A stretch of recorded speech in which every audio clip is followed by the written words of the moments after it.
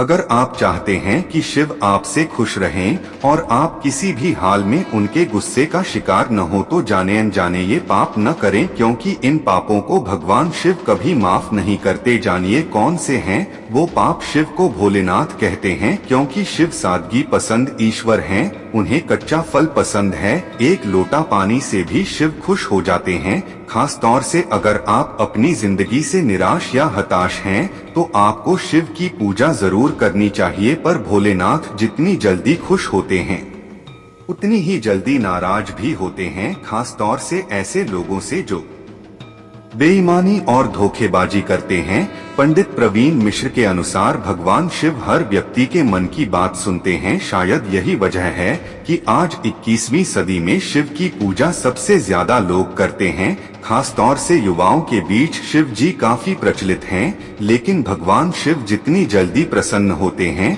उनका गुस्सा उससे भी प्रलयंकारी है। पंडित प्रवीण मिश्र ने बताया कि शिव पुराण में कार्य बात व्यवहार और सोच द्वारा किए गए कुछ पाप वर्णित हैं, जिसे भगवान शिव कभी क्षमा नहीं करते। ऐसा व्यक्ति हमेशा ही शिव के कोप का भाजन होगा और कभी भी सुखी जीवन व्यतीत नहीं कर सकता। आपने सुना होगा कि ऊपर वाले से कुछ छुपा नहीं होता।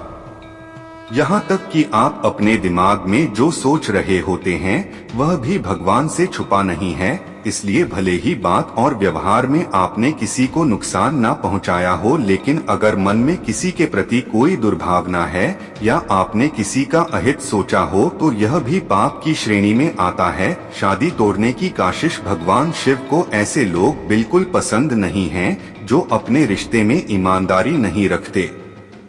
खास तौर से किसी दूसरे की शादीशुदा जिंदगी को तोड़ने की कोशिश करने से भोलेनाथ नाराज होते हैं और इस पाप को माफ नहीं करते। दूसरे के पति या पत्नी पर बुरी नजर रखना या उसे पाने की इच्छा करना भी पाप की श्रेणी में आता है। पैसों की धोखेबाजी। दूसरों का धन अपना बनाने की चाह रखना, पैसों की हेराफेरी करना और धन संपत्ति लूटना भी पाप की श्रेणी में आता है। भगवान शिव के लिए यह अक्षम्य अपराध है। कष्ट देना। किसी भोले भाले और निरपराध इंसान को कष्ट देना, उसे नुकसान पहुंचाना या उसके लिए बाधाएं पैदा करने की योजना बनाना या ऐसी सोच रखना भगवान शिव की नजरों में हर हाल में माफी न देने योग्य पाप है। गलत रास्ता अपनाना।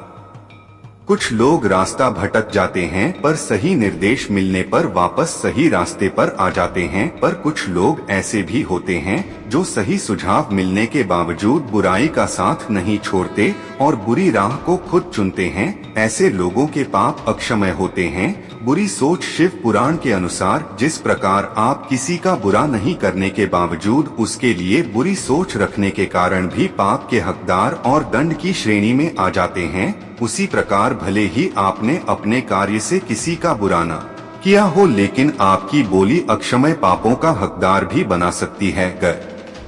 गर्भवती महिला को कुवचन। किसी गर्भवती महिला या मासिक के दौरान किसी महिला को कटु वचन कहना या अपनी बातों से उनका दिल दुखाना शिव की नजरों में अक्षम्य अपराध और पाप है। नुकसान पहुंचाने के लिए झूठ बोलना। किसी के सम्मान को हानि पहुंचने की नियत से झूठ बोलना छल की श्रेणी में आता है और अक्षम्य पाप का भागीदार बनाता है। अफवाह फैलाना। समाज में किसी के मान सम्मान को हानि पहुंचाने की नियत से या उसकी पीठ पीछे बातें करना या अफवाह फैलाना भी एक अक्षम्य पाप है।